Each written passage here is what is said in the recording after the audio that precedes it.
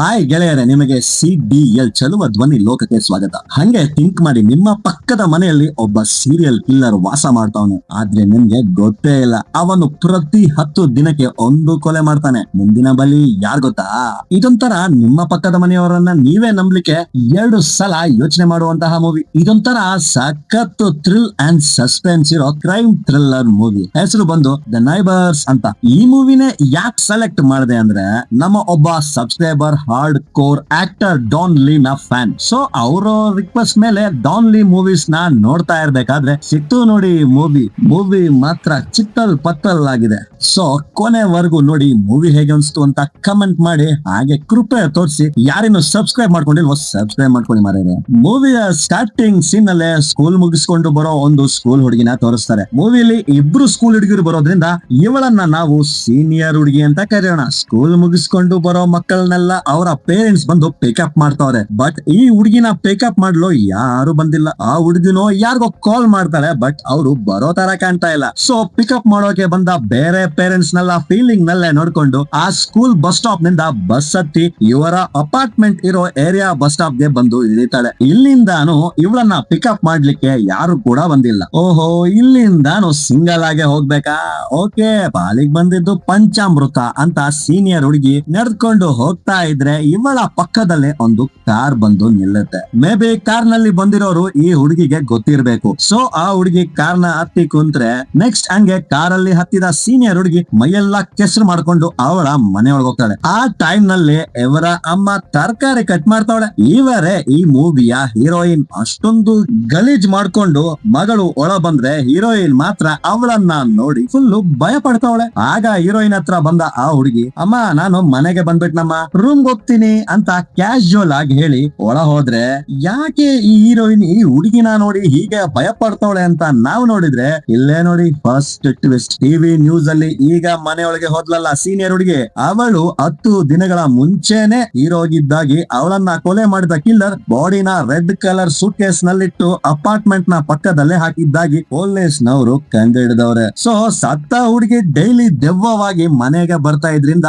Heroine ಗೆ full ಭಯ ಆಗ್ತಾ ಇದೆ. ಈಗ ಟಿವಿಯಲ್ಲಿ ತೋರಿಸ್ತಾ ಇರೋ ಈ ನ್ಯೂಸ್ ಅನ್ನ ಒಬ್ಬ ಸೂಟ್ ಕೇಸ್ ಅಂಗಡಿ ಓನರ್ ನೋಡ್ತಾರೆ. ಕಿಲ್ಲರ್ ಹುಡುಗಿಯ ಬಾಡಿನ ರೆಡ್ ಕಲರ್ ಸೂಟ್ ಕೇಸ್ ನಲ್ಲಿ ಇಟ್ಟವನಲ್ಲ, ಇವರ ಅಂಗಡಿಲೂ ಅದೇ ತರ ಸೂಟ್ ಕೇಸ್ ಇದೆ. ಆ ಸೂಟ್ ಕೇಸ್ ಅನ್ನ ನೋಡ್ತಾನೆ ಓನರ್ 10 ದಿನಗಳ ಮುಂಚೆ ನಡೆದ ಫ್ಲಾಶ್ ಬ್ಯಾಕ್ ನ ಯೋಚಿಸ್ತಾನೆ. ಓನರ್ ನ ಅಂಗಡಿಗೆ ನೋಡೋಕೆ ಸಂದೇಹ ಬರೋ ತರ ಇರೋ ಒಬ್ಬ ಸೂಟ್ ಕೇಸ್ ನ ತಗೊಳ್ಳಿಕ್ಕೆ ಬಂದವನೆ. ಅವನು ಒಂದು ರೆಡ್ ಕಲರ್ ಸೂಟ್ ಕೇಸ್ ನ ದುಡ್ಡು ಕೊಟ್ಟು ತಗೊಂಡೋಗವನೆ. ಸೂಟ್ ಕೇಸ್ ನ ಕಾಸಿಗೆ ಅರ್ಧ ದುಡ್ಡನ್ನ ಮಾತ್ರ ಕೊಟ್ಟು ಮಿಕ್ಕದಕ್ಕೆ ಬ್ಯಾಂಕ್ ಚೆಕ್ ನ ಕೊಟ್ಟವನೆ. ಬಟ್ ಅದ್ರಲ್ಲಿ ಹೆಸರೇ ಬರ್ದಿಲ್ಲ. ಸೊ ಓನರ್, ಅಪ್ಪ ಅರ್ಜೆಂಟ್ ಕೊಟ್ಟಿದ ಆಫ್ ಬಾಯ್ಲ್ ಚೆಕ್ ಗೆ ನಿನ್ ಹೆಸರು ಬರೆಯಪ್ಪ ಅಂತ ಹೇಳಿದ್ಮೇಲೆನೆ ಅದ್ರಲ್ಲಿ ಹಾನ್ ಅಂತ ಹೆಸರನ್ನ ಬರೆದು ಚೆಕ್ ನ ಓನರ್ ಕೈಲಿ ಕೊಟ್ಟು ಆ ರೆಡ್ ಸೂಟ್ ಕೇಸ್ ನ ತಗೊಂಡು ಅವನ್ ಹೋದ್ರೆ, ಅದಾದ್ಮೇಲೆ ಓನರ್ ಒಂದು ಅಂಗಡಿಗೆ ಪಿಜ್ಜಾ ತಗೊಳ್ಳಿಕ್ಕೆ ಹೋಗ್ತಾರೆ. ಆ ಪ್ಲೇಸ್ ನಲ್ಲೇ ಒಬ್ಬ ಡೆಲಿವರಿ ಬಾಯ್ ನ ತೋರಿಸ್ತಾರೆ. ಅವನ ಯೂನಿಫಾರ್ಮ್ ನಲ್ಲೂ ಈಗ ಸೂಟ್ ಕೇಸ್ ತಗೊಂಡೋದ್ನಲ್ಲ ಹಾನ್ ಅನ್ನೋನು, ಅವನ ಹೆಸರೇ ಬರ್ದೈತೆ. ಇದನ್ನ ನೋಡಿ ಓನರ್ ಲೈಟ್ ಆಗಿ ಶಾಕ್ ಆಗ್ತಾರೆ. ಏನ್ ಗುರು ಇದು,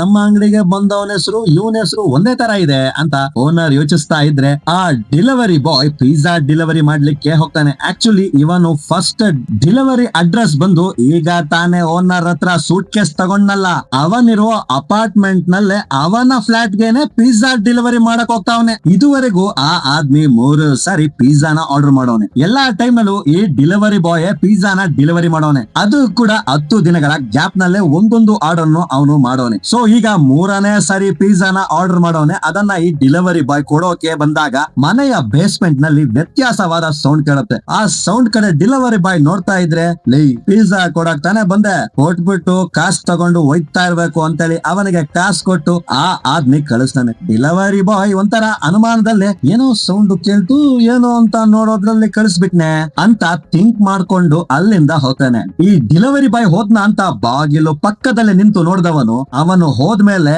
ಇವನ ಬೇಸ್ಮೆಂಟ್ ಒಳಗೆ ಬಂದ್ರೆ ಸ್ಟಾರ್ಟಿಂಗ್ ನಲ್ಲಿ ಕಾರ್ ನಲ್ಲಿ ಹತ್ತಿದ್ದಲ್ಲ ಸೀನಿಯರ್ ಹುಡುಗಿ, ಅವಳು ಇವನ ಬೇಸ್ಮೆಂಟ್ ನಲ್ಲಿ ಕೈ ಕಾಲು ಕಟ್ಟಿರೋ ಪರಿಸ್ಥಿತಿ ಅವಳೆ. ಅಂದ್ರೆ ಒಳ್ಳೆ ಕುಷ್ಠರೋಗ ಬಂದಿರೋ ಕೋತಿ ತರ ಅವನಲ್ಲ, ಇವನೇ ಕಿಲ್ಲರ್. ಇವನೇ ಆ ಸೀನಿಯರ್ ಹುಡುಗಿನ ಕಿಡ್ನಾಪ್ ಮಾಡಿ ಕೊಂದಿರೋನು. ಇವನ್ನ ನಾವು ಕಿಲ್ಲರ್ ಅಂತಾನೆ ಕರೆಯೋಣ. ನೆಕ್ಸ್ಟ್ ಆ ಕಡೆ ಡೆಲಿವರಿ ಬಾಯ್ ಹೋಗ್ತಾ ಇದ್ರೆ ಆ ಅಪಾರ್ಟ್ಮೆಂಟ್ ನ ಪಕ್ಕದಲ್ಲಿ ಒಂದು ಸ್ಕೂಲ್ ಹುಡುಗಿನ ನೋಡ್ತಾನೆ. ಇವಳನ್ನ ನಾವು ಜೂನಿಯರ್ ಹುಡುಗಿ ಅಂತ ಕರೆಯೋಣ. ಬಿಕಾಸ್ ಸೀನಿಯರ್ ಹುಡುಗಿ ಅಂಡ್ ಜೂನಿಯರ್ ಹುಡುಗಿ ನೋಡ್ಲಿಕ್ಕೆ ಒಂದೇ ತರ ಇದಾರೆ. ಇದರಿಂದಾನೇ ಆಲ್ರೆಡಿ ಡೆಲಿವರಿ ಬಾಯ್ ಸೀನಿಯರ್ ಹುಡುಗಿ ನೋಡಿದ್ನಲ್ಲ, ಈಗ ಅದೇ ತರ ಇರೋ ಜೂನಿಯರ್ ಹುಡುಗಿನ ನೋಡಿ ಇಬ್ರು ಒಂದೇ ತರ ಅವರಲ್ಲ ಅಂತ ಇವನು ಯೋಚಿಸ್ತಾ ಇದ್ರೆ ಆ ಕಡೆ ಕಿಲ್ಲರ್ ನ ಮನೆಗೆ ಅಪಾರ್ಟ್ಮೆಂಟ್ ನ ಮ್ಯಾನೇಜರ್ ಲೇಡಿಯಿಂದ ಫೋನ್ ಬರುತ್ತೆ. ಈ ತರ 2-3 ದಿನಗಳಲ್ಲಿ ಅಪಾರ್ಟ್ಮೆಂಟ್ ನಲ್ಲಿ ಯಾವುದೋ ಮೀಟಿಂಗ್ ಇದೆಯಂತೆ. ಸೊ ಅದಕ್ಕಾಗಿ ಅಪಾರ್ಟ್ಮೆಂಟ್ ಅವ್ರನ್ನೆಲ್ಲ ಮೀಟಿಂಗ್ ಗೆ ಕರ್ಲಿಕ್ಕೆ ಕಿಲ್ಲರ್ ಮನೆಗೆ ಮ್ಯಾನೇಜರ್ ಫೋನ್ ಮಾಡೋಳೆ. ನಾನೇ ಇನ್ನು ಸ್ವಲ್ಪ ದಿನದಲ್ಲಿ ಮನೇನ ಖಾಲಿ ಮಾಡ್ತಾ ಇದ್ದೀನಿ, ನನ್ನನ್ನೋಗಿ ಮೀಟಿಂಗ್ ಬಾ ಗೀಟಿಂಗ್ ಬಾ ಅಂತಂದ್ರೆ ಅಂತ ಕಾಲ್ ನ ಕಟ್ ಮಾಡ್ತಾನೆ ಕಿಲ್ಲರ್. ಈಗ ಕಿಲ್ಲರ್ ಗೆ ಕಾಲ್ ಮಾಡಿದ್ಲಲ್ಲ ಮ್ಯಾನೇಜರ್ ಲೇಡಿ, ಅವಳೆ ಈ ಜೂನಿಯರ್ ಹುಡುಗಿಯ ತಾಯಿ. ಇದಾದ್ಮೇಲೆ ಕಿಲ್ಲರ್ ಅವನು ಕಿಡ್ನಾಪ್ ಮಾಡಿದ ಸೀನಿಯರ್ ಹುಡುಗಿ ಹತ್ರ ಹೋಗಿ, ಆ ಹುಡುಗಿ ಪಾಪ ನನ್ನ ಬಿಟ್ಬಿಡಿ, ನೀವು ಬಿಟ್ರೆ ನಾನು ಯಾರ ಹತ್ರನೂ ನೀವೇ ಕಿಡ್ನಾಪ್ ಮಾಡಿದ್ರಿ ಅಂತ ಹೇಳಲ್ಲ ಅಂತ ಬೇಡ್ಕೊಂಡು ಗೋಗರಿತಾವಳೆ. ಕಿಲ್ಲರ್ ಮಾತ್ರ ಇದನ್ನೆಲ್ಲ ಕೇರ್ ಕೂಡ ಮಾಡ್ದೆ ಆ ಹುಡುಗಿನ ತರ ತರ ಅಂತ ಹೇಳ್ಕೊಂಡೋಗಿ ರಕ್ತ ಚಿಂತಾ ಇದ್ರು ಬೇಡದಂಗೆ ಕೊಲೆ ಮಾಡಿ ಬಾಡಿನ ರೆಡ್ ಕಲರ್ ಸೂಟ್ ಕೇಸ್ ನಲ್ಲಿ ತುಂಬಿ ಯಾವ್ದೋ ಜಾಗದಲ್ಲಿ ಹಾಕವನೆ. ಇದೇ 10 ದಿನಗಳ ಮುಂಚೆ ನಡೆದ ಕತೆ. ಈಗ ಪ್ರೆಸೆಂಟ್ ಗೆ ಬಂದ್ರೆ ಕಿಲ್ಲರ್ ಯಾವ ಸೂಟ್ ಕೇಸ್ ನಲ್ಲಿ ಬಾಡಿ ಇಟ್ಟಿದ್ನೋ ಅದೇ ತರ ಸೂಟ್ ಕೇಸ್ ನ 10 ದಿನಗಳ ಮುಂಚೆ ನಮ್ಮ ಹತ್ರ ಒಬ್ಬ ತಗೊಂಡೋದ್ನಲ್ಲ, ಸುಮ್ನೆ ಇದನ್ನ ಪೊಲೀಸ್ನವ್ರಿಗೆ ತಿಳ್ಸೋಣ ಅಂತ ಓನರ್ ಯೋಚಿಸ್ತಾವ್ರೆ. ಯಾಕೆ ಸುಮ್ನೆ ಇರ್ನಾರ್ದ ಬ್ಯಾಕ್ ಗೆ ಇರುವೆ ಬಿಟ್ಕೊಳ್ಳೋದು, ಪೊಲೀಸು ಕೋರ್ಟು ಅಂತ ನಮ್ ಕೈಲಿ ಆಗುತ್ತಾ ಅಂತ ಯೋಚನೆ ಮಾಡಿ ಓನರ್ ಸುಮ್ನಾದ್ರೆ, ಇನ್ನೊಂದ್ ಕಡೆ ಪಿಜ್ಜಾ ಡೆಲಿವರಿ ಬಾಯ್ ಅವರ ಅಂಗಡಿಯಲ್ಲಿ ಕುತ್ಕೊಂಡು ಸೀನಿಯರ್ ಹುಡುಗಿಯ ಕೊಲೆ ಬಗ್ಗಿನ ಡೀಟೇಲ್ಸ್ ನ ಓದ್ತಾವನೆ. ಇದು ಈ ಏರಿಯಾದಲ್ಲಿ ನಡೀತಾ ಇರೋ 3ನೇ ಕೊಲೆ. ಎಲ್ಲಾ ಕೊಲೆನು 10 ದಿನಗಳ ಗ್ಯಾಪ್ ನಲ್ಲೇ ನಡೀತಾ ಇದೆ.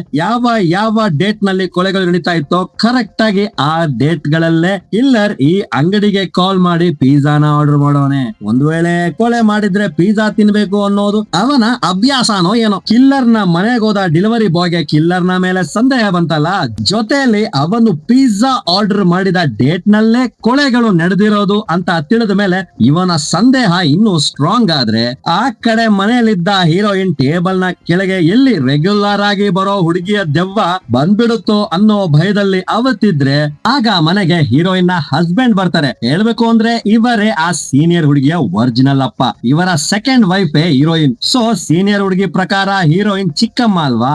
ಈಗ ಮನೆಯೊಳಗೆ ಬಂದ ಹಸ್ಬೆಂಡ್ ಹತ್ರ ಹೀರೋಯಿನ್ ಅವಳ ಭಯದ ಬಗ್ಗೆ ಹೇಳಿ ಅಳ್ತಾಳೆ.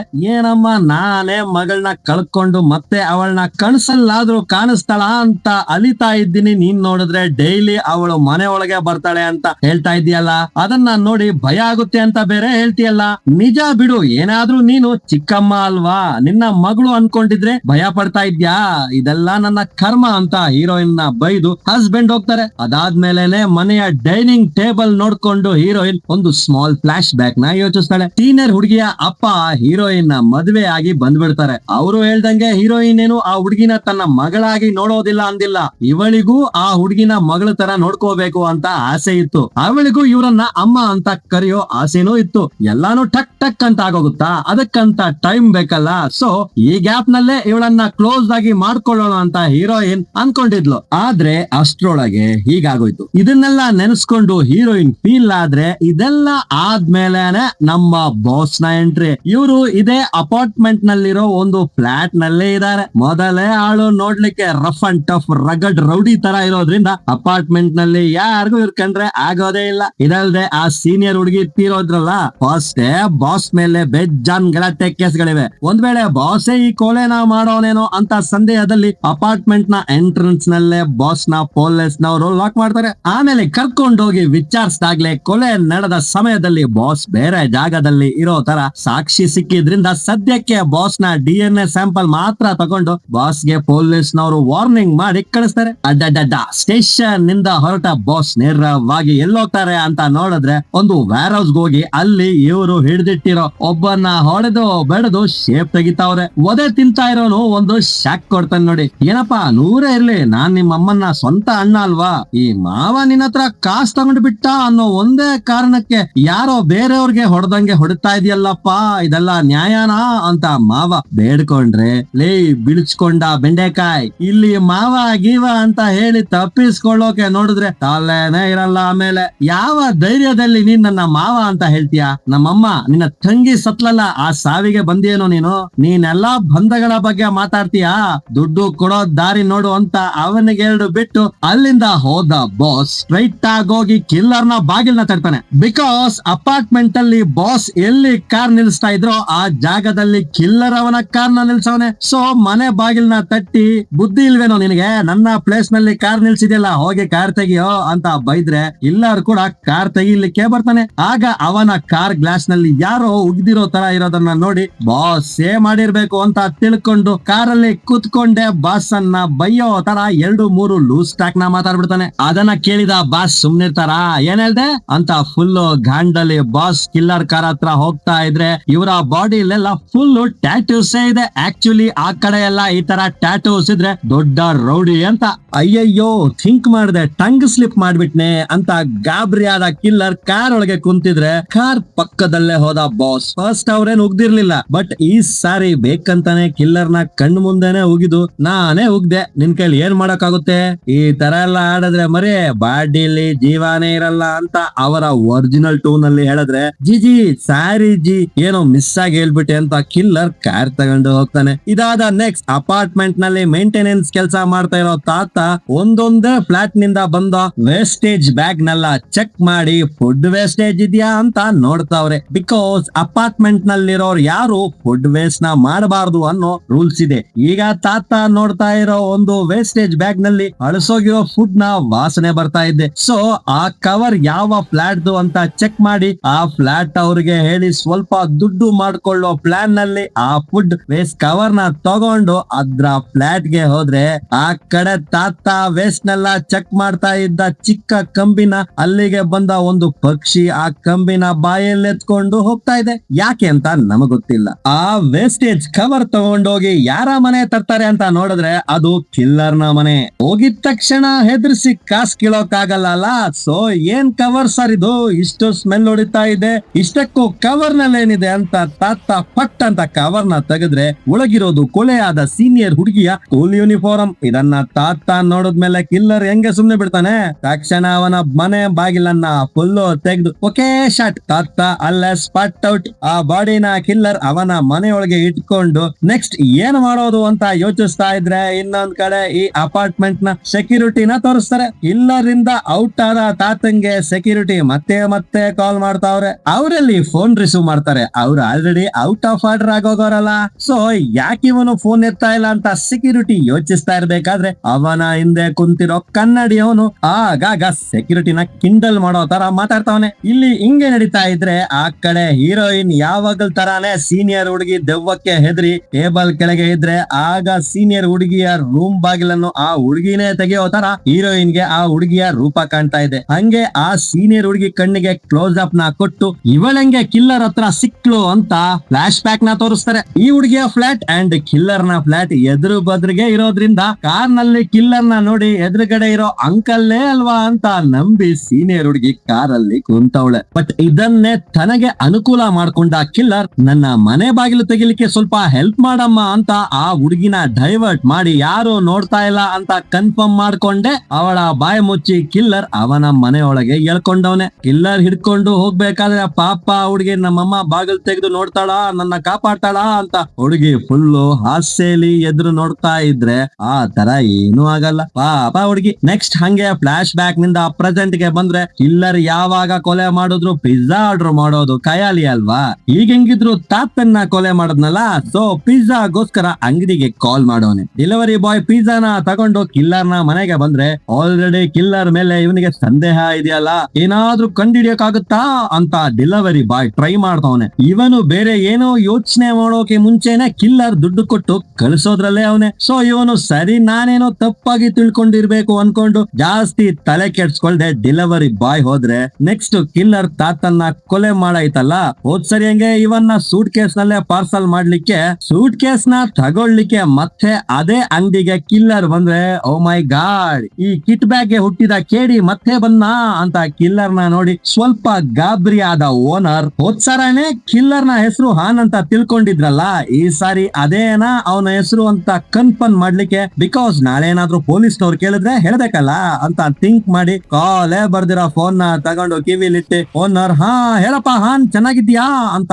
ಬೇಕಂತಾನೆ ಕಿಲ್ಲರ್ ನ ಹೆಸರನ್ನ ಹೇಳ್ತಾನೆ. ಇದನ್ನ ನೋಡಿ ಕಿಲ್ಲರ್ ಹುಷಾರಾಗ್ತಾನೆ, ಓಹೋ ಇವನಿಗೆ ನನ್ನ ಹೆಸರೆಲ್ಲ ಗೊತ್ತಾ, ಸರಿ ಇವನ್ನ ಬೇರೆ ತರಾನೇ ಡೀಲಿಂಗ್ ಮಾಡೋಣ ಅಂತ ಚೆಕ್ ಕೊಡದೆ ಬರೀ ಕ್ಯಾಶ್ ಮಾತ್ರ ಕೊಟ್ಟು ಕಿಲ್ಲರ್ ನಂಬರ್ ಲಾಕ್ ಹಾಕೋ ತರ 2 ಸೂಟ್ ಕೇಸ್ ನ ತಗೊಂಡು ಅಲ್ಲಿಂದ ಹೋಗ್ತಾನೆ. ಹಂಗೆ ಇನ್ನೊಂದ್ ಕಡೆ ಮೇಂಟೆನೆನ್ಸ್ ತಾತ 2-3 ದಿನದಿಂದ ಕಾಣ್ತಾ ಇಲ್ಲ ಅಲ್ಲ, ಸೊ ಅವರ ಕೆಲ್ಸಗಳನ್ನ ಮಾಡ್ಲಿಕ್ಕೆ ಬೇರೆ ಯಾರಾದ್ರೂ ಬೇಕಲ್ಲ. ಅದರಿಂದ ಮ್ಯಾನೇಜರ್ ಲೇಡಿ ಸೆಕ್ಯೂರಿಟಿ ಹತ್ರ ಹೋಗಿ ಆ ಪೋಸ್ಟಿಂಗ್ ಆಗಿ ಬೇರೆಯವ್ರನ್ನ ತಗೊಳ್ಳೋವರೆಗೂ ಸ್ವಲ್ಪ ಅವರ ಕೆಲ್ಸಾನು ನೀವೇ ಮಾಡಿ ಅಂತ ರಿಕ್ವೆಸ್ಟ್ ಮಾಡಿ ಅವಳೋದ್ರೆ, ಇದಾದ್ಮೇಲೆ ಸೆಕ್ಯೂರಿಟಿ ಜೊತೆಲಿರೋ ಕನ್ನಡಿಯವನು ಆಗಾಗ ಬ್ಯಾಕ್ ಕೂರ್ಸೋದು ನಮಗೂ ಗೊತ್ತಲ್ಲ.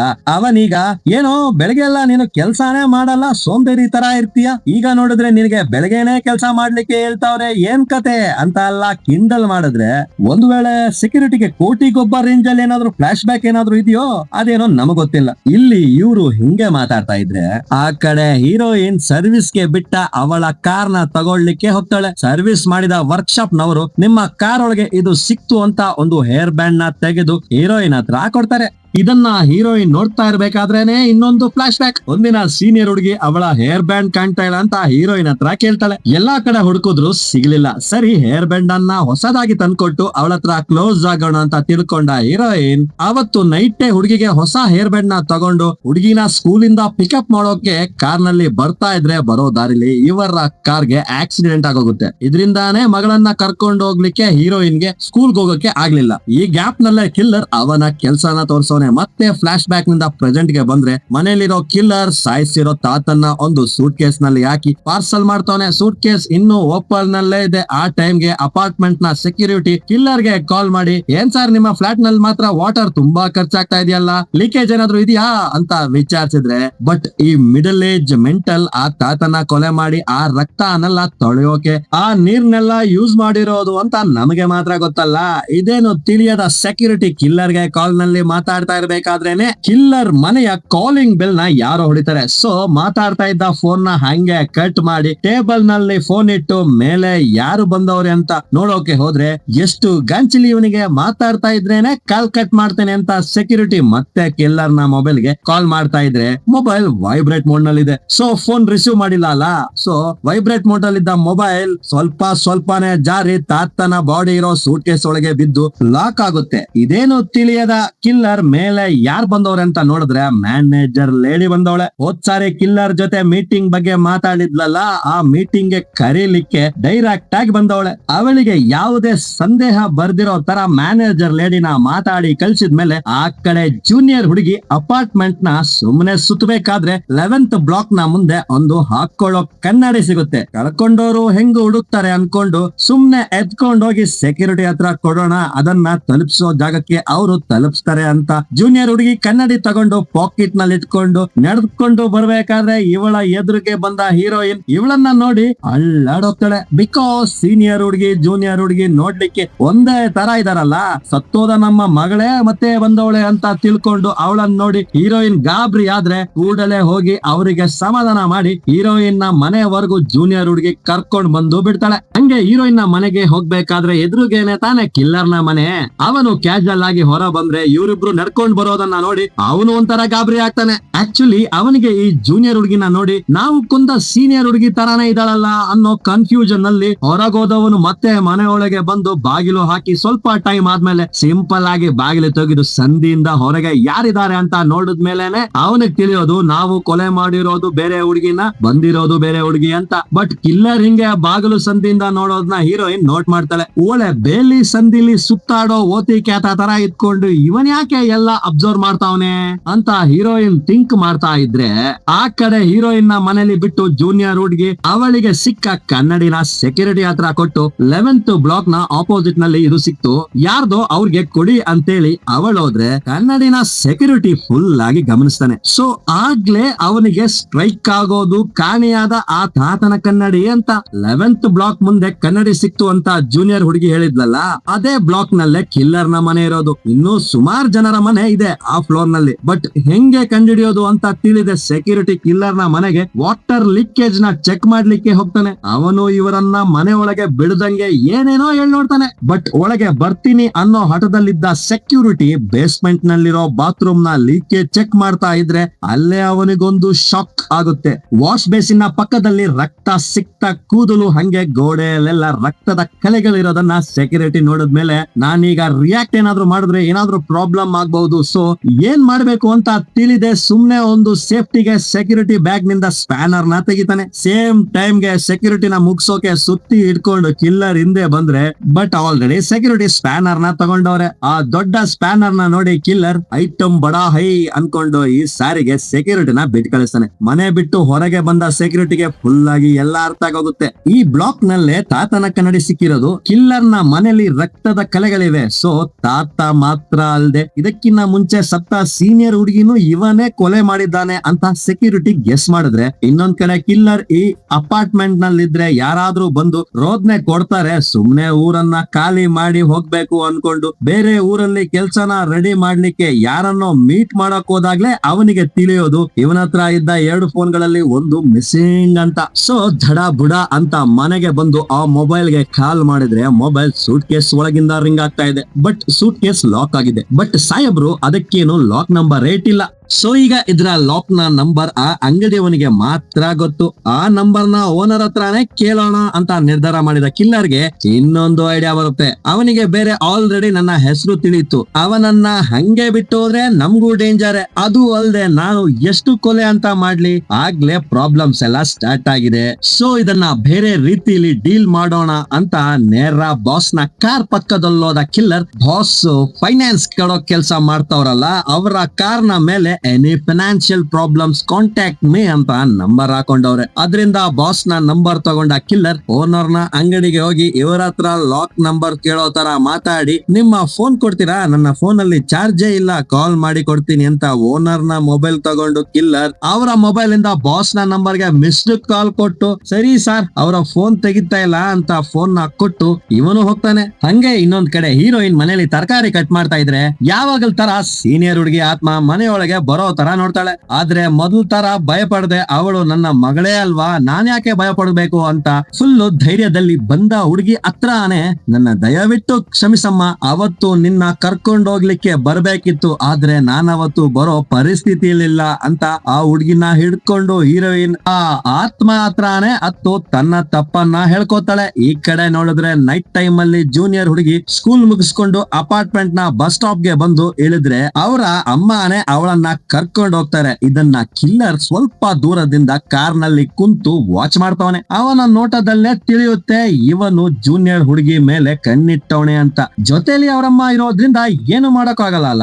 ಸೊ ಜೂನಿಯರ್ ಹುಡುಗಿ ಯಾವ ಟೈಮ್ ಅಲ್ಲಿ ಬಂದು ಇಳಿತಾಳೆ ಅಂತ ಇವನು ನೋಟ್ ಮಾಡಿದ್ರೆ, ಆ ಕಡೆ ಕರೆಕ್ಟ್ ಆಗಿ 10 ಗಂಟೆಗೆ ಬಾಸ್ ತನ್ನ ಮಾವ ದುಡ್ಡು ಕೊಟ್ಟಿಲ್ಲ ಅಂತ ಆಗಾಗೆ ಹಾಕೊಂಡು ಹೊಡಿತಾರಲ್ಲ, ಇವತ್ತು ಅದೇ ತರ ಮಾವನ್ನ ಅವನ ಮನೆಯಲ್ಲಿ ಹೊಡೆದಾದ್ಮೇಲೆ ಕಾರ್ ತಗೊಂಡು ಬಾಸ್ ಅಪಾರ್ಟ್ಮೆಂಟ್ ಗೆ ಬರ್ತಾರೆ. ಇನ್ನೊಂದ್ ಕಡೆ ಒಳ್ಳೆ ಟಿಂಕರ್ ಮಾಡಿದ ತಗಡು ಡಬ್ಬ ತರ ಅವನಲ್ಲ ಅಂಗಡಿ ಓನರ್, ಅವರು ಅಂಗಡಿನ ಮುಚ್ಕೊಂಡು ಮನೆಗೆ ಹೋಗ್ತಾ ಇರೋ ಟೈಮ್ ಅಲ್ಲಿ ಅವರ ಹಿಂದೆನೆ ಫಾಲೋ ಮಾಡ್ಕೊಂಡು ಹೋದ ಕಿಲ್ಲರ್, ನನ್ನ ಹೆಸರೆಲ್ಲ ತಿಳ್ಕೊಂಡಿದ್ಯಲ್ಲ, ಬಾ ಅಳಿಮಯ್ಯ ನಿನಗೆ ಹಬ್ಬದೂಟ ಹಾಕ್ತೀನಿ ಅಂತೇಳಿ ಓನರ್ ನ ಲಾಕ್ ಮಾಡಿ ಇವನ ಮನೆಯಲ್ಲಿ ಕಟ್ಟಾಕಿ ಅಂಗಡಿಗೆ ಕಾಲ್ ಮಾಡಿ ಪಿಜ್ಜಾನ ಆರ್ಡರ್ ಮಾಡ್ತಾನೆ. ಪಿಜ್ಜಾನ ತಗೊಂಡು ಕಿಲ್ಲರ್ ಹತ್ರ ಕೊಟ್ಟು ಅವನ ಕೊಟ್ಟ ಕಾಸು ತಗೊಂಡು ಹೊರಗೆ ಬಂದಾಗ್ಲೇ ಡೆಲಿವರಿ ಬಾಯ್ ಗೊಂದು ಟ್ವಿಸ್ಟ್. ಇವನ ಕೈಯಲ್ಲಿ ರಕ್ತದ ಕಲೆ ಇದೆ. ಅದನ್ನ ನೋಡಿ ಗಾಬರಿಯಾಗಿ ಕಿಲ್ಲರ್ ಕೊಟ್ಟ ನೋಟ್ ನ ಚೆಕ್ ಮಾಡಿದ್ರೆ ಅದ್ರಲ್ಲೂ ರಕ್ತದ ಕಲೆಗಳಿವೆ. ಓಹೋ, ಕಿಲ್ಲರ್ ಯಾವ್ದೋ ಕಿಡಿಗೇಡಿ ಕೆಲಸ ಮಾಡೋನೆ ಅಂತ ಕನ್ಫರ್ಮೇ ಆಯ್ತಲ್ಲ. ಇದನ್ನೆಲ್ಲ ತಿಳ್ಕೊಂಡ ಡೆಲಿವರಿ ಬಾಯ್ ಸೆಕ್ಯೂರಿಟಿ ಹತ್ರ ನಡೆದಿದ್ನೆಲ್ಲ ಹೇಳಿದ್ರೆ, ಸಾರ್ ನಾವು ಸುಮ್ನೆ ಪೊಲೀಸ್ ಹತ್ರ ಹೋಗ್ಬಿಡೋಣ ಅಂತಾನೆ. ಸೆಕ್ಯೂರಿಟಿ ಮಾತ್ರ ಪೊಲೀಸ್ ಅಂದಿದ ತಕ್ಷಣ ನಡಕ್ತಾವ್ರೆ. ಏನು ಪೊಲೀಸಾ? ಲೇ, ಅವನೇ ಕೊಲೆ ಮಾಡ್ದ ಅಂತ ನಿಂಗ್ ಗೊತ್ತಾ? ನೀನೇನಾದ್ರೂ ಫಾಲ್ಸ್ ಆಗಿ ಕಂಪ್ಲೇಂಟ್ ಕೊಟ್ರೆ ನಿನ್ನ ಒಳಗಾಕಿ ಹರಿತಾರೆ. ನೀನು ಮನೆಗೆ ಹೋಗು, ಎಲ್ಲ ನಾನ್ ನೋಡ್ಕೊಂತೀನಿ ಅಂತ ಸ್ಮಾರ್ಟ್ ಆಗಿ ಆ ಡೆಲಿವರಿ ಬಾಯ್ ನ ಕಳ್ಸಿ, ಇದಾದ್ಮೇಲೆ ಸೆಕ್ಯೂರಿಟಿ ಜೊತೆಲಿ ಒಬ್ಬ ಕನ್ನಡಿಯವನಿರ್ತಾನಲ್ಲ, ಅವನು ಸೆಕ್ಯೂರಿಟಿ ಹತ್ರ, ಎಂಜಿ ಪೊಲೀಸ್ ಅಂದಿದ ತಕ್ಷಣ ಅಲ್ಲಾಡೋದ್ರಿ, ಅದು ಸರಿ, ಪೊಲೀಸ್ಗೆ ಹೆದ್ರಿ 15 ವರ್ಷ ಬಚ್ಚಿಟ್ಕೊಂಡಿರ್ಬೇಕು ಅಂದ್ರೆ ತಮಾಷಿನಾ? ಇನ್ನು 4 ತಿಂಗಳು ಮಾತ್ರ ಪೆಂಡಿಂಗ್ ಇರೋದು 15 ವರ್ಷ ಆಗೋಕೆ, ಸಿಕ್ಕಾಕೊಂಡ್ರೆ ಒಳಗಾಕ್ಬಿಡ್ತಾರೆ ಅನ್ನೋ ಭಯಾನ ಅಂತ ಕನ್ನಡಿಯವನು ಮಾತಾಡ್ಬೇಕಾದ್ರೇನೆ ಸೆಕ್ಯೂರಿಟಿಯ ಫ್ಲಾಶ್ ಬ್ಯಾಕ್ ನ ತೋರಿಸ್ತಾರೆ. ಇಲ್ಲಿ ನಮ್ಗೆ ಇನ್ನೊಂದು ಇನ್ನೊಂದು ಟ್ವಿಸ್ಟ್. 15 ವರ್ಷಗಳ ಮುಂಚೆ ಈಗ ಮಾತಾಡ್ತಾವನಲ್ಲ ಕನ್ನಡಿಯವನು, ಅವನು ಸೆಕ್ಯೂರಿಟಿಗೆ ಯಾವ್ದೋ ದೊಡ್ಡ ಮಟ್ಟದ ಮೋಸನೇ ಮಾಡವನೆ. ಸೊ ಸೆಕ್ಯೂರಿಟಿ ಅವನ್ನ ಕೊಲೆ ಮಾಡಿ ಅವನ ಬಾಡಿನ ಮುಚ್ಚಿಟ್ಟವ್ರೆ. ಯಾವ ಕೇಸ್ ಆದ್ರೂ ಲಾ ಆಫ್ ಲಿಮಿಟೇಷನ್ ಅಂತ ಹೇಳ್ತಾರಲ್ಲ, ಅಲ್ಲಿನ ಗೌರ್ಮೆಂಟ್ ರೂಲ್ಸ್ ಅದು. ಯಾವ ಕೇಸ್ ಮಾಡಿದ್ರು 15 ವರ್ಷದೊಳಗೆ ಕಂಡಿಡಿಲಿಲ್ಲ ಅಂದ್ರೆ ಅದು ಎಕ್ಸ್ಪೈರಿ ಆದಂಗೆ. ಸೊ ಪೊಲೀಸ್ ಅವ್ರಿಗೆ ಸಿಗಬಾರ್ದು ಅಂತ ಹತ್ತತ್ರ 15 ವರ್ಷಗಳಿಂದ ಸೆಕ್ಯೂರಿಟಿ ಅಜ್ಞಾತವಾಸದಲ್ಲೇ ಅವನೇ. 15 ವರ್ಷ ಕಂಪ್ಲೀಟ್ ಮಾಡೋದಕ್ಕೆ ಇನ್ನು 4 ತಿಂಗಳು ಮಾತ್ರ ಇರೋದು. ಅದ್ರೊಳಗೆ ಪ್ರಾಬ್ಲಮ್ ಮಾಡ್ಕೋಬೇಕೋ ಬೇಡವೋ ಅಂತ ಸೆಕ್ಯೂರಿಟಿ ಯೋಚಿಸ್ತಾವನೆ. ಈ ಕನ್ನಡಿಯವನು ಹೇಗೆ ಸತ್ತಿದ್ರು ಯಾವಾಗ್ಲೂ ಜೊತೆಲಿ ಇರ್ತಾನೆ ಅಂದ್ರೆ ಇದೆಲ್ಲ ಸೆಕ್ಯೂರಿಟಿನ ಕಲ್ಪನೆ. ನೆಕ್ಸ್ಟ್ ಆ ಕಡೆ ಕಿಲ್ಲರ್ ಆ ತಾತನ ಸಾಯಿಸಿದ್ನಲ್ಲ, ಆ ತಾತನ ಮೊಬೈಲ್ ನಿಂದ ಬಾಸ್ ಗೆ ಕಾಲ್ ಮಾಡಿ, ಏಯ್ ಕಂಡಮ್ಮಾದ ಕೋಣ, ಅವತ್ ನೋಡಿದ್ರೆ ನನ್ನ ಹತ್ರನೇ ನಕ್ಕಲ್ಲಾಗಿ ಮಾತಾಡ್ದೆ, ನೀನು ಗಂಡ್ಸಿ ಆಗಿದ್ರೆ ಕಾರ್ ಪಾರ್ಕಿಂಗ್ ಗೆ ಬಾರೋ, ನಾನ್ ಅಲ್ಲೇ ಇದ್ದೀನಿ ನೋಡ್ಕೊಳ್ಳೋಣ ಬಾರೋ ಅಂತ ಬಾಸ್ಗೆ ಸವಾಲ್ ಹಾಕಿದ್ರೆ, ಲೇ ಕತ್ಲಲ್ಲಿ ಕೂಡಾಕಿರೋ ಕೋತಿ ನನ್ನ ಹತ್ರನೇನಾ ಅಂತ ಕಾರ್ ಪಾರ್ಕಿಂಗ್ ಗೆ ಬಾಸ್ ಹೋದ್ರೆ ಕಿಲ್ಲರ್ ಅವನ ಕೈಯಲ್ಲಿ ಕಬ್ಬಿಣದ ರಾಡ್ ಒಂದನ್ನ ತಂದವನೆ. ಬಟ್ ಬಾಸ್ ಬಾರ್ಸಿದ್ರಲ್ಲಿ ರಾಡ್ ಒಂದ್ ಕಡೆ ಬಿದ್ರೆ ಕಿಲ್ಲರ್ ಒಂದ್ ಕಡೆ ಬೀಳ್ತಾನೆ. ಬಿದ್ದಿರೋ ರಾಡ್ ನ ಎತ್ಕೊಂಡ ಬಾಸ್ ಇನ್ಮೇಲೆ ಗಲಾಟೆ ಅಂದ್ರೆ ಕನ್ಸಲ್ ಕೂಡ ಬೆಚ್ಚ ಬಿಡ್ಬೇಕು. ಆ ರೇಂಜ್ ಅಲ್ಲಿ ಕಿಲ್ಲರ್ ನ ಕುಕ್ಕಿದ್ರೆ ಒಂದು ರಿವಿಟ್ ಆದ್ಮೇಲೆ ಕಿಲ್ಲರ್ ಬಾಸ್ ನ ಕಾಲಿಡ್ಕೊಂಡು ಕೇಳ್ಕಂತಾವನೆ ಬಿಟ್ಬಿಡು ಅಂತ. ಮತ್ಯಾವ ಪುರುಷಾರ್ಥಕ್ಕೋ ಕರ್ದೆ ಅಂತ ಬಾಸ್ ಅವನಲ್ಲೇ ಬಿಟ್ಟು ಹೋಗ್ತಾರೆ. ಅದಾದ್ಮೇಲೆ ನಮ್ಗೆ ತಿಳಿಯೋದು ಈಗ ನಡೆದಿದ್ದೆಲ್ಲ ಕಿಲ್ಲರ್ ನ ಪ್ಲಾನ್ ಅಂತ. ಇವನು ತಂದಿದ್ದ ಕಬ್ಬಿಣದ ರಾಡ್ ನ ಬಾಸ್ ಬಳಸಿದ್ರಲ್ಲ, ಸೊ ಅದ್ರಲ್ಲಿ ಬಾಸ್ ನ ಫಿಂಗರ್ ಪ್ರಿಂಟ್ ಬಂದಿರುತ್ತೆ. ಈಗ ಆ ರಾಡ್ ಅನ್ನ ಕೈಯಲ್ಲಿ ಗ್ಲೌಸ್ ಹಾಕೊಂಡು ತಂದ ಕಿಲ್ಲರ್ ಆ ರಾಡ್ ಗೆ ಮಣ್ಣು ತೆಗೆಯೋ ಐಟಮ್ ನ ಸಿಗಿಸಿ ಒಂದು ಸೂಟ್ ಕೇಸ್ ನಲ್ಲಿ ಆ ರಾಡ್ ಅನ್ನ ಮತ್ತೆ ತಾತನ ಫೋನ್ ಅನ್ನ ಹಾಕಿ ಲಾಕ್ ಮಾಡ್ತಾನೆ. ಅದಾದ್ಮೇಲೆ ಇನ್ನು ಕಿಲ್ಲರ್ ಆ ಓನರ್ ನ ಕೊಲೆ ಮಾಡಿಲ್ಲ, ಬರೀ ಕಟ್ಟಾಕವನಷ್ಟೇ. ನೈಟ್ ಹಿಂಗೆ ನಡೆದ್ರೆ ನೆಕ್ಸ್ಟ್ ಡೇ ಜೂನಿಯರ್ ಹುಡುಗಿ ಸ್ಕೂಲ್ ಗೆ ಹೋಗ್ತಾಳೆ. ಅವಳು ಹೋಗೋದನ್ನ ದೂರದಲ್ಲಿ ಕಾರ್ ನಲ್ಲಿ ಕುಳಿತ ಕಿಲ್ಲರ್ ವಾಚ್ ಮಾಡ್ತಾ ಇದ್ರೆ ಇದನ್ನ ಪಕ್ಕದಲ್ಲಿದ್ದ ಹೀರೋಯಿನ್ ಕೂಡ ನೋಡ್ತಾಳೆ. ಅದೇ ಪ್ಲೇಸ್ ನಲ್ಲಿದ್ದ ಸೆಕ್ಯೂರಿಟಿ ಕೂಡ ನೋಡ್ತಾನೆ. ಬಟ್ ಅದ್ರ ಬಗ್ಗೆ ಎಲ್ಲ ತಲೆ ಕೆಡಿಸ್ಕೊಳ್ಳದ ಕಿಲ್ಲರ್ ಆ ಹುಡುಗಿನ ಫಾಲೋ ಮಾಡ್ಕೊಂಡು ಹೋದ್ರೆ ಆಕ್ಚುಲಿ ಕಿಲ್ಲರ್ ಗೆ ಎಷ್ಟು ಸಾರಿ ನೋಡಿದ್ರು ಇವನಿಗೆ ಸಾಯ್ಸಿರೋ ಸೀನಿಯರ್ ಹುಡುಗಿನೇ ಜ್ಞಾಪಕಕ್ಕೆ ಬರ್ತಾಳೆ. ನೋ ಇದೆಲ್ಲ ಕೆಲ್ಸಕ್ಕೆ ಆಗಲ್ಲ. ಈ ಭ್ರಮೆಯಿಂದ ನಾನು ಹೊರಗ್ ಬರ್ಬೇಕು ಅಂದ್ರೆ ಈ ಜೂನಿಯರ್ ಹುಡುಗಿನ ಖಲಾಸ್ ಮಾಡ್ಲೇಬೇಕು ಅಂತ ಕಿಲ್ಲರ್ ನಿರ್ಧಾರಕ್ಕೆ ಬಂದ್ರೆ, ಈ ಕಡೆ ಸೆಕ್ಯೂರಿಟಿ ಹಿಂಗಾದ್ರೆ ಜೂನಿಯರ್ ಹುಡುಗಿನ ಕಿಲ್ಲರ್ ಏನಾದ್ರು ಮಾಡ್ತಾನೆ ಅಂತ ತಿಳಿದಿದ್ರು ಪೊಲೀಸ್ ಅವ್ರಿಗೆ ತಿಳಿಸಿ ನಾವು ಸಿಕ್ಕಾಕೋಬಾರ್ದು ಅಂತ ಗಂಟು ಮೂಟೆ ಕಟ್ಕೊಂಡು ಯಾರಿಗೂ ಹೇಳ್ದಂಗೆ ಈ ಪ್ಲೇಸ್ ನಿಂದ ಹೋಗ್ತಾವ್ರೆ. ಪಕ್ಕದಲ್ಲಿರೋ ಕನ್ನಡಿಯವನು ಹೇಳ್ ನೋಡ್ತಾನೆ, ಯಾಕೆ ಇಷ್ಟು ಎದುರ್ತೀರಾ, 15 ವರ್ಷದ ಮುಂಚೆ ನನ್ನೇ ಕೊಂದೆ, ಈಗ ಆ ಕಿಲ್ಲರ್ ಅನ್ನು ಮುಗಿಸ್ಬಿಡು, ಎಲ್ಲಾ ಪ್ರಾಬ್ಲಮ್ ಸರಿ ಆಗುತ್ತೆ ಅಂತ ಹತ್ತಿಸ್ತಾವನೆ. ಬಟ್ ಇದ್ ಯಾವ್ದನ್ನು ಕೇಳದ ಸೆಕ್ಯೂರಿಟಿ ಬಸ್ ಹತ್ಕೊಂಡು ಎಲ್ಲೋ ಹೋಗ್ತಾ ಇದ್ರೆ ಈ ಗ್ಯಾಪ್ ನಲ್ಲೇ ಈ ಸೀರಿಯಲ್ ಕಿಲ್ಲಿಂಗ್ ಮಾಡ್ತಾ ಇರೋದು ಬಾಸ್ ಅಂತ ತಿಳ್ಕೊಂಡ ಪೊಲೀಸ್ ಬಾಸ್ ನ ಅರೆಸ್ಟ್ ಮಾಡಿದ್ರೆ ಈ ಮ್ಯಾಟರ್ FM ರೇಡಿಯೋದಲ್ಲಿ ಅನೌನ್ಸ್ ಮಾಡ್ತಾರೆ. FM ರೇಡಿಯೋದಲ್ಲಿ ಕಿಲ್ಲರ್ ನ ಬದಲು ಬಾಸ್ ನ ಹೆಸರು ಹೇಳಿದ್ರಿಂದ ಇದ್ಯಾವುದಯ್ಯ ಹೊಸ ಕತೆ ಅನ್ಕೊಂಡ ಸೆಕ್ಯೂರಿಟಿ ಊರ್ಗೋಗೋದನ್ನ ನಿಲ್ಸಿ ಮತ್ತೆ ಅಪಾರ್ಟ್ಮೆಂಟ್ ಕಡೆಗೆ ಬಂದ್ರೆ ಆ ಕಡೆ ಬಾಸ್ ನ ಲಾಕ್ ಮಾಡಿರೋ ಪೊಲೀಸ್ನವರು, ಗುರು ನಿನ್ನೆ ನೈಟ್ ನಿಂದ ಓನರ್ ಕಾಣ್ತಾ ಇಲ್ಲ, ಅವನಿಂದ ಲಾಸ್ಟ್ ಕಾಲ್ ನಿನಗೆ ಬಂದಿರೋದು, ಸೊ ಕಿಡ್ನಾಪ್ ಮಾಡಿರೋ ಓನರ್ ಎಲ್ಲಿಟ್ಟಿದ್ದೀಯಾ ಹೇಳು ಅಂತ ಏನೇನೋ ಕೇಳ್ತವ್ರೆ. ಸತ್ಯವಾಗ್ಲೂ ಹೇಳ್ತೀನಿ, ಅದ್ಯಾವುದು ಅದೇನು ಅಂತ ನನಗೆ ಗೊತ್ತಿಲ್ಲ. ನಿನ್ನೆ ನೈಟ್ 10 ಗಂಟೆಗೆ ನಮ್ಮ ಮಾವನ ಜೊತೆಲಿದ್ದೆ ಅಂತ ಬಾಸ್ ಹೇಳ್ತಾವ್ರೆ. ಮಾವನು ಸ್ಟೇಷನ್ ಗೆ ಬಂದು ಏನೇ ಮನಸ್ತಾಪ ಇದ್ರು ನನ್ನ ತಂಗಿ ಮಗ ಅಲ್ವಾ ಅಂತ ನಿನ್ನೆ ನನ್ನ ಜೊತೆಲೇ ಇದ್ದ ಅಂತೇಳಿ ಬಾಸ್ ನ ಕಾಪಾಡ್ತಾರೆ. ಈ ಗ್ಯಾಪ್ ಅಲ್ಲಿ ಒಂದು ಜಾಗದಲ್ಲಿ ಕಿಲ್ಲರ್ ಬಿಸಾಕಿರೋ ಸೂಟ್ ಕೇಸ್ ಪೊಲೀಸ್ನವ್ರಿಗೆ ಸಿಗುತ್ತೆ. ಆ ಸೂಟ್ ಕೇಸ್ ನಲ್ಲಿ ಅಪಾರ್ಟ್ಮೆಂಟ್ ನಿಂದ ಕಾಣೆಯಾಗಿದ್ದ ತಾತನ ಮೊಬೈಲ್, ಅದರ ಜೊತೆಗೆ ಬಾಸ್ ನ ಫಿಂಗರ್ ಪ್ರಿಂಟ್ ಇರೋ ರಾಡ್ ಅನ್ನ ಅದೇ ಕಿಲ್ಲರ್ ಬೇಕಂತಾನೆ ಇದ್ರೊಳಗೆ ಇಟ್ಟಿದ್ನಲ್ಲ ಅದು ಪೊಲೀಸ್ಗೆ ಸಿಗುತ್ತೆ. ಇದನ್ನ ಬಾಸ್ ಹತ್ರ ತೋರಿಸಿದ್ರೆ ಆ ರಾಡ್ ಅನ್ನ ನೋಡಿದ ತಕ್ಷಣ ಬಾಸ್ಗೆ ತಿಳಿಯುತ್ತೆ, ಒಳ್ಳೆ ಹಕ್ಕಿ ಜ್ವರ ಬಂದಿರೋ ಬಾಯ್ಲರ್ ಕೋಳಿ ತರ ಇದ್ದಂಗ ಅವನಲ್ಲ ಕಿಲ್ಲರ್, ಅವನೇ ನನ್ನ ಸಿಕ್ಕಾಕ್ಸ್ಲಿಕ್ಕೆ ಈ ಕೆಲಸ ಮಾಡೋಣ ಅಂತ. ಇದನ್ನ ಬಾಸ್ ಪೊಲೀಸ್ ಅವ್ರ ಹತ್ರ ಡೀಟೇಲ್ಸ್ ಆಗಿ ಹೇಳಿದ್ರೆ ಅವ್ರ ಅದನ್ನ ಕೇಳೋ ತರ ಕಾಣ್ತಾ ಇಲ್ಲ. ಈ ಕಡೆ ನೋಡಿದ್ರೆ ಕಿಲ್ಲರ್ ಮನೇಲಿ ಇಲ್ದಿರೋ ಟೈಮ್ ನೋಡಿ ಕಿಲ್ಲರ್ ಓನರ್ ನ ಕೂಡಾಕವನಲ್ಲ, ಅವರು ತೆವಳ್ಕೊಂಡೋಗಿ ಪಕ್ಕದಲ್ಲಿರೋ ಸೂಟ್ ಕೇಸ್ ನ ಕರೆಕ್ಟ್ ಆದ ನಂಬರ್ ಹಾಕಿ ಓಪನ್ ಮಾಡಿದ್ರೆ ಒಳಗೆ ಕಿಲ್ಲರ್ ನ ಮೊಬೈಲ್ ಇದೆ, ಅದು ಕೂಡ ಆಫ್ ಆಗೋ ಕಂಡೀಷನ್ ಅಲ್ಲಿ ಇದೆ. ಸೊ ಟಕ್ ಅಂತ ಮೊಬೈಲ್ ತಗೊಂಡು ಕಾಲ್ ಹಿಸ್ಟ್ರಿಲಿ ಫಸ್ಟ್ ಯಾವ ನಂಬರ್ ಇದೆಯೋ ಅದಕ್ಕೆ ನನ್ನ ಕಾಪಾಡಿ ಅಂತ ವಾಯ್ಸ್ ಮೇಲ್ ಕಳಿಸ್ಬಿಡ್ತಾರೆ. ಇದಾದ್ಮೇಲೆ ಫೋನ್ ಆಫ್ ಆಗೋಗುತ್ತೆ. ವಾಯ್ಸ್ ಮೇಲ್ ಹೋಗಿ ಸೇರಿರೋ ಜಾಗ ಯಾವ್ದು ಗೊತ್ತಾ? ಅದೇ ನಮ್ಮ ಪಿಜ್ಜಾ ಅಂಗಡಿ. ಆ ಅಂಗಡಿಗೆ ನಂಬರ್ ಸಹಿತ ವಾಯ್ಸ್ ಮೇಲ್ ಬಂದಿದೆ. ಈ ನಂಬರ್ ನಿಂದಾನೆ ಆಗಾಗ ಕಿಲ್ಲರ್ ಪಿಜ್ಜಾ ಕಾಲ್ ಮಾಡ್ತಾ ಇದ್ನಲ್ಲ. ಸೊ ಕಿಲ್ಲರ್ ನ ಮನೆಯಿಂದ ಫೋನ್ ಬಂದಿದೆ, ಅಲ್ಲಿ ಯಾವ್ದೋ ಪ್ರಾಬ್ಲಮ್ ಅಂತ ತಿಳ್ಕೊಂಡ ಡೆಲಿವರಿ ಬಾಯ್ ಪೊಲೀಸ್ ಅವ್ರಿಗೆ ಕಾಲ್ ಮಾಡಿ ಹೇಳಿ ಇವನ ಗಾಡಿ ತಗೊಂಡು ಅಪಾರ್ಟ್ಮೆಂಟ್ ಗೆ ಬರ್ತಾವನೆ. ಇನ್ನೊಂದ್ ಕಡೆ ಹೀರೋಯಿನ್ ಸೀನಿಯರ್ ಹುಡುಗಿಯ ಜ್ಞಾಪಕದಲ್ಲಿ ಬಸ್ ಸ್ಟಾಪ್ ಅಲ್ಲಿ ನಿಂತಿದ್ರೆ ಇವಳ ಎದುರಿಗೆ ಜೂನಿಯರ್ ಹುಡುಗಿ ಬರ್ತಾಳೆ. ಏನೇ ಆದ್ರೂ ಇವಳ ರೂಪದಲ್ಲಿ ತನ್ನ ಮಗಳನ್ನ ನೋಡ್ತಾಳಲ್ಲ, ನಮ್ಮ ಮಗಳನ್ನಾದ್ರೂ ನಾನು ಮನೆಗೆ ಕರ್ಕೊಂಡು ಹೋಗ್ಲಿಲ್ಲ, ಅಟ್ಲೀಸ್ಟ್ ಇವಳನ್ನಾದ್ರೂ ಕರ್ಕೊಂಡು ಹೋಗೋಣ ಅಂತ ಆ ಮಳೆಲು ಹೀರೋಯಿನ್ ಜೂನಿಯರ್ ಹುಡುಗಿ ಜೊತೆ ಹೋಗ್ತಾವ್ರೆ. ಇವರ ಹಿಂದೆ ಕಿಲ್ಲರ್ ಕೂಡ ಫಾಲೋ ಮಾಡ್ಕೊಂಡ್ ಬರ್ತಾವನೆ. ಅಕಸ್ಮಾತ್ ಆಗಿ ಹೀರೋಯಿನ್ ಆ ಪ್ಲೇಸ್ ನಲ್ಲಿ ಇರಲಿಲ್ಲ ಅಂದ್ರೆ ಇಷ್ಟೊತ್ತಿಗೆ ಆ ಹುಡುಗಿನ ಕಿಡ್ನಾಪ್ ಮಾಡಿರೋನು. ಸರಿ, ಹೀರೋಯಿನ್ ಇರೋದ್ರಿಂದ ಅವಳನ್ನ ಬಿಡ್ತಾನೇನೋ ಅಂತ ನೋಡಿದ್ರೆ ಅದೇ ಇಲ್ಲ. ಇವತ್ತು ಏನೇ ಆದ್ರೂ ಜೂನಿಯರ್ ಹುಡುಗಿನ ಕಿಡ್ನಾಪ್ ಮಾಡ್ಲೇಬೇಕು ಅನ್ಕೊಂಡ ಕಿಲ್ಲರ್ ಫಾಲೋ ಮಾಡ್ತಾ ಇದ್ರೆ ಇದ್ರ ಜೊತೆ ಸ್ಟಾರ್ಟಿಂಗ್ ಸೀನ್ ನಲ್ಲಿ ಒಂದು ಪಕ್ಷಿ ನೋಡಿದ್ವಲ್ಲ, ಅದೇ ಆ ಕಂಬಿನ ಎತ್ಕೊಂಡೋಯ್ತಲ್ಲ, ಅದೇ ಪಕ್ಷಿ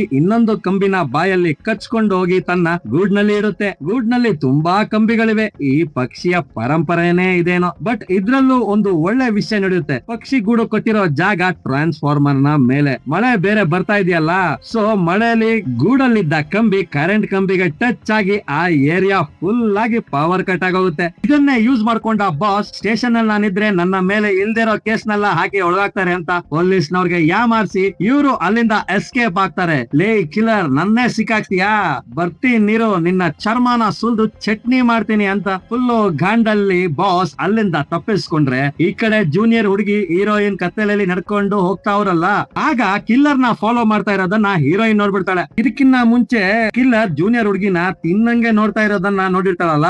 ಸೊ ಖಂಡಿತವಾಗೂ ನಾವು ಸಪರೇಟ್ ಆಗಿ ನಡ್ಕೊಂಡು ಹೋದ್ರೆ ಪ್ರಾಬ್ಲಮ್ ಆಗ್ಬಿಡುತ್ತೆ ಅಂತ ತಿಳಿದು ಬೇಕಂತಲೇ ಹೀರೋಯಿನ್ ಜೂನಿಯರ್ ಹುಡುಗಿಯ ಜೊತೆ ನಡು ರೋಡ್ ನಲ್ಲಿ ನಿಂತು ಬಿಡ್ತಾಳೆ. ಆಗ ಟೋಟಲಿ ಟ್ರಾಫಿಕ್ ಜಾಮ್ ಆಗೋಗುತ್ತೆ. ಸೊ ಇದ್ರಿಂದ ಈ ಪ್ಲೇಸ್ ನಲ್ಲಿ ಕಿಲ್ಲರ್ ಗೆ ಜೂನಿಯರ್ ಹುಡುಗಿನ ಕಿಡ್ನಾಪ್ ಮಾಡಕ್ ಆಗಲ್ಲ. ಪ್ಲಾನ್ ಕೊಲಾಪ್ಸ್ ಆಯ್ತಲ್ಲ ಅಂತ ಅವನು ಕಾರ್ ತಗೊಂಡು ನೇರ ಅವನ ಫ್ಲಾಟ್ ಗೆ ಹೋದ್ರೆ, ಅಲ್ಲಿ ನೋಡಿದ್ರೆ ಚೇರ್ ನಲ್ಲಿ ಕಟ್ಟಿದ ಓನರ್ ಹಗ್ಗನೆಲ್ಲ ಬಿಚ್ಚಿ ತಪ್ಪಿಸ್ಕೊಂಡ್ರಲ್ಲ. ಸೊ ಮನೆ ಒಳಗೆ ಕಿಲ್ಲರ್ ಹೋದಾಗ ಇಬ್ರಿಗೂ ಕ್ಲಾಶ್ ಆಗುತ್ತೆ. ಈ ಜಾಗದಲ್ಲೇ ಕಿಲ್ಲರ್ ಓನರ್ ಗೆ ಕತ್ತಿಯಿಂದ ಹೊಟ್ಟೆಗೆ ಚುಚ್ಚಿಬಿಡ್ತಾನೆ. ಒಳ್ಳೆ ಟೈಮ್ ಗೆ ಡೆಲಿವರಿ ಬಾಯ್ ಅಂಡ್ ಸೆಕ್ಯೂರಿಟಿ ಅಲ್ಲಿಗೆ ಬರ್ತಾರೆ. ಬಂದವರು ಅವರ ಸ್ಟ್ರೆಂತ್ ನೆಲ್ಲ ಹಾಕಿ ಕಿಲ್ಲರ್ ನ ಏನಾದ್ರೂ ಮಾಡೋಣ ಅಂತ ನೋಡಿದ್ರೆ ಕಿಲ್ಲರ್ ಅವ್ರಿಗೂ ಸೇರ್ಸಿ ಅಟ್ಲಾ ಇಟ್ಲಾ ಅಂತ ಬಾರಿಸ್ತಾವನೆ. ಟೋಟಲಿ ಕಿಲ್ಲರ್ ನ ಕಂಟ್ರೋಲ್ ಮಾಡೋಕೆ ಯಾರು ಇಲ್ವಾ ಅಂತ ನಾವು ನೋಡ್ತಾ ಇದ್ರೆ ಆಗ ಬಾಸ್ ನ ಎಂಟ್ರಿ. ಒಳ ಬಂದ ಬಾಸ್ ಸೆಕ್ಯೂರಿಟಿ ಡೆಲಿವರಿ ಬಾಯ್ ನೋಡಿ, ಯಾರೋ ನೀವೆಲ್ಲ ಸ್ವಲ್ಪ ಸೈಡ್ ಬರ್ರೋ, ಆ ನನ್ನ ಮಗನ್ನ ಔಟ್ ಆಫ್ ಆರ್ಡರ್ ಮಾಡ್ಬೇಕು ಅಂತ ಕಿಲ್ಲರ್ ಹತ್ರ ಬಂದ ಬಾಸ್, ಲೇ ಬ್ಯಾಕ್ ಅಲ್ಲಿ ಇರುವೆ ಬಿಟ್ಕೊಳ್ಳೋ ಬ್ಲಡಿ ಫುಲ್, ಕೈಯಲ್ಲಿ ಕತ್ತಿ ಇದ್ರೆ ನೀನೇನ್ ಕಟಾರಿ ಕಿಂಗ ಅಂತ ಬಾಸ್ ಫುಲ್ ಗ್ಯಾಂಡಲ್ಲಿ ಕಿಲ್ಲರ್ ನ ಕಿಲೋಗಿಟ್ಲೆ ಹೊಡಿತಾವ್ರೆ. ಒಂದು ಘಟ್ಟದಲ್ಲಿ ಕಿಲ್ಲರ್ ತಡೆಯೋಕೆ ಆಗದೆ ಅನ್ಕಾನ್ಶಿಯಸ್ ಆಗೋಗ್ತಾನೆ. ಆಕ್ಚುಲಿ ಸೆಕ್ಯೂರಿಟಿ ಬಂದಿದ್ದು ಜೂನಿಯರ್ ಹುಡುಗಿ ಹುಡ್ಕೊಂಡಲ್ಲ, ಅವಳಿಗೇನಾಯ್ತು ಅಂತ ಇವ್ರಿಗೆ ಕ್ಲಾರಿಟಿ ಇಲ್ಲ. ಸೊ ಏನೋ ಮಾಡ್ದೆ ಅವಳನ್ನ ಅಂತ ಸೆಕ್ಯೂರಿಟಿ ಕಿಲ್ಲರ್ ನ ಕೇಳ್ತಾನೆ. ಸೈಡ್ ಅಲ್ಲಿ ತಿರುಗಿ ನೋಡಿದ್ರೆ ಪಕ್ಕದಲ್ಲಿ ಜೂನಿಯರ್ ಹುಡುಗಿ ಸತ್ತೋಗೋಳೆ. ಅಡೆತ್ತೇರಿ ಇದ್ಯಾವ ಗ್ಯಾಪ್ ಅಲ್ಲಿ ಆಯ್ತಪ್ಪ ಅಂತ ನಾವ್ ನೋಡಿದ್ರೆ ದಟ್ ಮೀನ್ಸ್ ಆ ಹುಡುಗಿ ಸತ್ತೋಗಿರೋ ತರ ರೂಪನ ಸೆಕ್ಯೂರಿಟಿ ನೋಡ್ತಾರೆ. ನೋಡಿದ್ರೆ ತಡ, ನಿಜವಾಗ್ಲು ಅವಳು ಸತ್ತೋಗೋಳೆ ಅಂತ ಈ ಕಿರಾತಕನೆ ಅವಳನ್ನ ಕೊಂದಿರೋದು ಅನ್ಕೊಂಡು ಸೈಡ್ ಅಲ್ಲಿದ್ದ ಒಂದು ಸ್ಟೀಲ್ ವಾಸ್ ಇಂದ ಕಿಲ್ಲರ್ ನ ತಲೆಗೆ ಬಿಟ್ರೆ ಟೋಟಲಿ ಕಿಲ್ಲರ್ ಮರ್ಗಯ. ಇದಾದ್ಮೇಲೆ ಮತ್ತೆ ಜೂನಿಯರ್ ಹುಡುಗಿ ಇದ್ದ ಕಡೆ ನೋಡ್ದಾಗ್ಲೇ ಸೆಕ್ಯೂರಿಟಿ ಅಂಡ್ ನಮ್ಗೂ ಒಂದು ಟ್ವಿಸ್ಟ್ ಆಗೋದು. ಅಲ್ಲಿ ಕಾಣಿಸಿದ್ದು ನಿಜವಾದ ಜೂನಿಯರ್ ಹುಡುಗಿ ಅಲ್ಲ, ಅವಳು ಸತ್ತಿರೋ ತರ ತೋರಿಸಿ ಸೆಕ್ಯೂರಿಟಿನ ತಪ್ಪು ಮಾಡಿಸ್ಲಿಕ್ಕೆ ಆ ಕನ್ನಡಿಯವನು ಈ ಕೆಲಸ ಮಾಡೋನೆ. ಬಟ್ ಸೆಕ್ಯೂರಿಟಿಯವನು ತಪ್ಪು ಮಾಡೋನೆ ಅಂತ ಹೇಳೋಕ್ ಆಗಲ್ಲ. ಹೆಂಗು ಕಿಲ್ಲರ್ ನ ಕಲಾಸ್ ಮಾಡಿದ್ರಲ್ಲ. ಆಸ್ ಯೂಶುವಲಿ ಎಲ್ಲ ಆದ್ಮೇಲೆ ಪ್ಲೇಸ್ ಗೆ ಪೊಲೀಸ್ನವರು ಬರ್ತಾರೆ. ನೆಕ್ಸ್ಟ್ ಆ ಓನರ್ ನ ಕಾಪಾಡಿ ಹಾಸ್ಪಿಟಲ್ ನಲ್ಲಿ ಅಡ್ಮಿಟ್ ಮಾಡಾಯ್ತು. ಅದಾದ್ಮೇಲೆ ಹೀರೋಯಿನ್ ಜೊತೆಲೆ ಇದ್ಲಲ್ಲ ಜೂನಿಯರ್ ಹುಡುಗಿ, ಅವಳು ಅವರ ಅಮ್ಮ ಅದೇ ಮ್ಯಾನೇಜರ್ ಲೇಡಿ ಅವಳ ಜೊತೆ ಸೇರ್ತಾಳೆ. ಇದನ್ನೆಲ್ಲ ದೂರದಿಂದ ನೋಡಿದ ಸೆಕ್ಯೂರಿಟಿ ಆಲ್ರೆಡಿ 15 ವರ್ಷ ಬಚ್ಚಿಟ್ಕೊಂಡವ್ರೆ. ಈಗ ಆ ಹುಡುಗಿ ಜೀವಂತವಾಗಿರೋದನ್ನ ನೋಡಿ ಹೆಂಗು ಕಿಲ್ಲರ್ ನ ಸಾಯಿಸಿರೋ ಸ್ಯಾಟಿಸ್ಫ್ಯಾಕ್ಷನ್ ನಲ್ಲಿ ಮತ್ತೊಂದು ಅಜ್ಞಾತವಾಸಕ್ಕಾಗಿ ಯಾರಿಗೂ ಹೇಳ್ದೆ ಅಲ್ಲಿಂದ ಅವರು ಹೋದ್ರೆ, ನೆಕ್ಸ್ಟ್ ಹಂಗೆ 1 ವರ್ಷ ಆದ್ಮೇಲೆ ತೋರಿಸ್ತಾರೆ. ಎಲ್ರು ಅವ್ರವ್ರ ಲೈಫ್ ನ ನಾರ್ಮಲ್ ಆಗಿ ಲೀಡ್ ಮಾಡ್ತಾ ಇರೋ ತರ ತೋರಿಸಿ ಮೂವಿನ ಮುಗಿಸ್ತಾರೆ. ಈ ಮೂವಿಲಿ ನನ್ಗೆ ಅರ್ಥ ಆಗಿದ್ದೇನಂದ್ರೆ ತಾನು ಮಾಡಿದ್ದು ತಾನೇ ಅನುಭವಿಸ್ತಾನೆ ಅನ್ನೋದು. ಸರಿ, ಓಕೆ, ಹೇಗಿತ್ತು ಅಂತ ಕಮೆಂಟ್ ಮಾಡಿ. ನಿಮ್ಗೆ ಇಷ್ಟ ಆದ್ರೆ ಈ ಮೂವಿನ ಶೇರ್ ಮಾಡಿ, ಲೈಕ್ ಮಾಡಿ, ನಮ್ಮ ಚಾನೆಲ್ ನ ಸಬ್ಸ್ಕ್ರೈಬ್ ಮಾಡ್ಕೊಳ್ಳಿ ಮಾರಾಯರೆ. Thank you.